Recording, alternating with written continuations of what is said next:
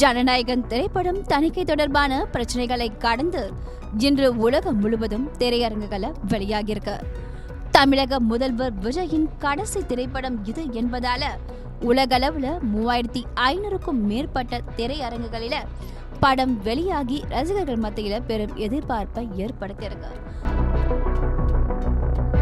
இந்நிலையில Jananayagan திரையிடப்பட்ட Rohini திரையரங்குகள NEET தேர்வுக்கு எதிராக இளைஞர் போராடினார்.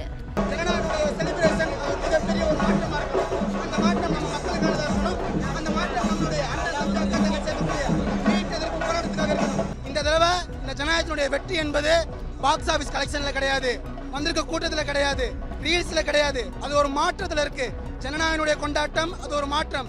ஜனநாயகனுடைய கொண்டாட்டம் அது நீட் எதிர்ப்பு போராட்டம். நாம தான் இங்க குரல் கொடுக்கணும். தளபதி ஃபேன்ஸ் நிறைய பேர் டிஸ்ட்ராக்ட் ஆயிட்டேன்னு சொல்றாங்க. இல்ல, இதுதான் நமக்கு சரியான நேரம், இதுதான் நமக்கு சரியான களம், இதுதான் நம்மளுடைய சரியான ஒரு முக்கியமான ஒன்று. நம்மளுடைய மிகப்பெரிய பவர் நம்ம எல்லாரும் ஒண்ணு கூடி ஒன்னா இருக்கிறது தான். அப்படி ஒண்ணு கூடி ஒன்னா இருக்கிற கடைசி மொமெண்ட், கடைசி படம் இதுதான்.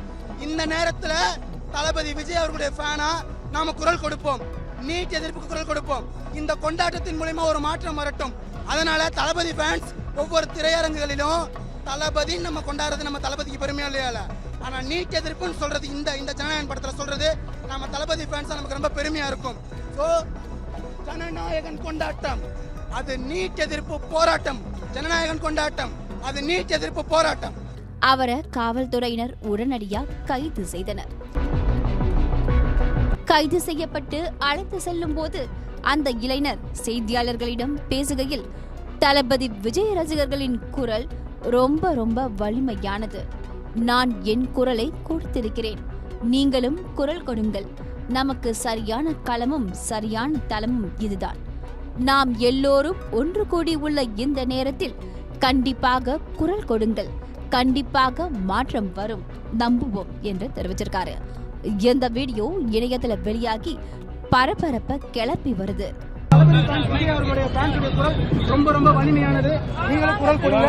நான் குரல் கொடுத்திருக்கேன், நீங்க கொடுங்க. நமக்கு சரியான களமும் சரியான தளம் இதுதான். நம்ம எல்லாரும் ஒண்ணு கூடி இருக்கிற நேரத்துல கண்டிப்பா குரல் கொடுங்க.